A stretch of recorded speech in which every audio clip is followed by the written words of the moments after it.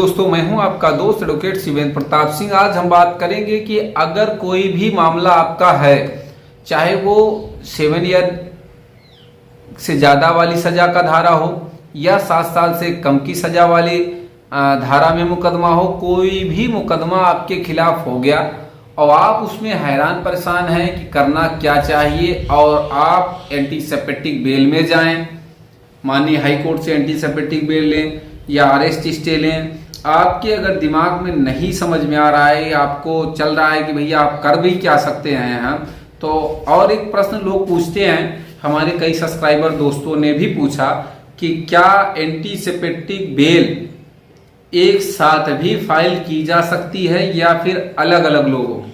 तो आपको बता दें, देखिए, पहली बात तो ये समझें कि अगर 10 लोग किसी एफआईआर में हैं और वो धारा क्या है उस एफआईआर में, ये बहुत ही इंपॉर्टेंट बात है।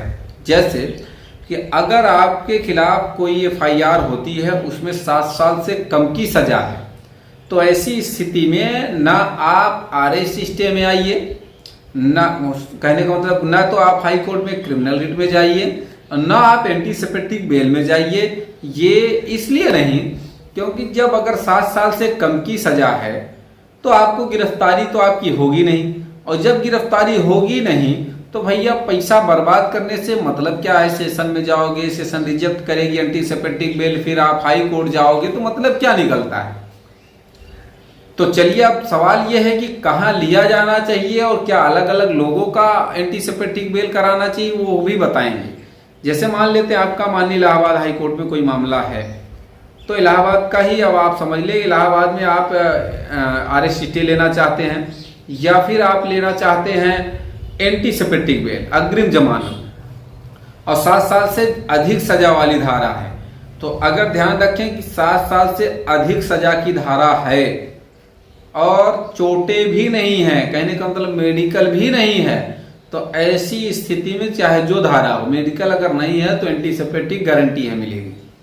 अब एंटीसेप्टिक में भी सवाल है लोगों का कि क्या एंटीसेप्टिक बेल अलग अलग फाइल की जाए कि एक ही में। अब एक ही में या अलग अलग का ये मतलब है कि जैसे एक एफआईआर में 10 लोग हैं, तो क्या 10 लोगों की एंटीसेप्टिक बेल एक ही बेल में फाइल हो जाएगी, सबको एक ही बार में एंटीसेप्टिक बेल मिल जाएगी, या फिर अलग अलग फाइल करनी चाहिए। देखिए, अब अलग अलग केसों में, अलग अलग धाराओं में अलग अलग कंडीशंस होती हैं। आप एक साथ भी फाइल कर सकते हैं क्योंकि एक ही अपराध संख्या है, सब अभियुक्त एक ही मुकदमे में हैं, इसलिए आप एंटीसेप्टिक बेल इकट्ठा भी ले सकते हैं और अलग अलग भी ले सकते हैं। फायदा यह है कि अगर रिजेक्ट हुई तो सबकी रिजेक्ट हो गई, फिर हाई कोर्ट दोबारा नहीं जा सकते आप, और अगर अलाउ एक आदमी की हुई तो सबकी हो गई, तो ये भी अच्छी बात है, कहीं खर्चे में सबका हो गया। अब सवाल यह है कि ये एक रहने वाली बात हो गई। अलग अलग फाइलिंग का क्या मतलब है कि अगर आपने बेल, मान लिया 10 लोग हैं, 2 लोग की बेल फाइल करते हैं और हो जाती है, तो इसका मतलब यह है कि आगे आने वाले लोगों की भी बेल हो ही जाएगी। तो ऐसा ये चेक करने के लिए भी आप फाइल कर सकते हैं, पहले 2 लोग की या 1 लोग की फाइल करें, अगर हो जाती है, अलाउ हो जाती है, तो भाई सबका रोल अलग अलग होता है, स्पेसिफिक किसी न किसी का किसी भी अपराध में अलग अलग रोल होता है, अलग अलग धाराएं उस पर बनती हैं। दूसरी बात ये कि अगर एक बेल खारिज हो गई अगर 10 लोग में से एंटीसेप्टिक डाला एक बंदे की, मान लो एक की खारिज हो जाएगी, तो समझो कि सबकी खारिज हो जाएगी। अब भले ही अलग अलग कंडीशन है, लेकिन हो भी जाती है कभी कभी, ऐसा नहीं है कि 100% श्योर है। अब तीसरा सवाल ये कि एंटीसेप्टिक बेल में कब जाना चाहिए कब नहीं, ये तो हमने बता दिया। तीसरा सवाल ये बनता है कि आपको अरेस्ट स्टे कब लेना चाहिए। कि देखिए, जब अभी अगर आपको लगता है कि गिरफ्तारी का डर है, 7 साल से ज्यादा की सजा है, तो आपको एंटीसेप्टिक बेल ले लेनी चाहिए, sorry arrest stay criminal writ file करके आपको ले लेना चाहिए, मिल जाएगा। अब सवाल एक और बनता है कि वो एंटीसेप्टिक बेल, कुछ लोगों का सवाल है और ये सवाल बहुत अच्छा है कि एंटीसेप्टिक बेल कब तक के लिए मिलेगी। तो देखिए, एंटीसेप्टिक बेल कुछ लोग कहते हैं भैया चार्जशीट के बाद फिर बेल कराना पड़ेगा, तो ये सही बात है। अगर आपकी एंटीसेप्टिक बेल चार्जशीट तक है, till the submission of chargesheet तक है। अब जब चार्जशीट फाइल होने तक एंटीसिपेटिक बेल मिली है तो आपको आगे फिर से बेल कराना पड़ेगा रेगुलर। जब चार्जशीट फाइल हो जाएगी तो सरेंडर करके बेल फाइल कराना पड़ेगा।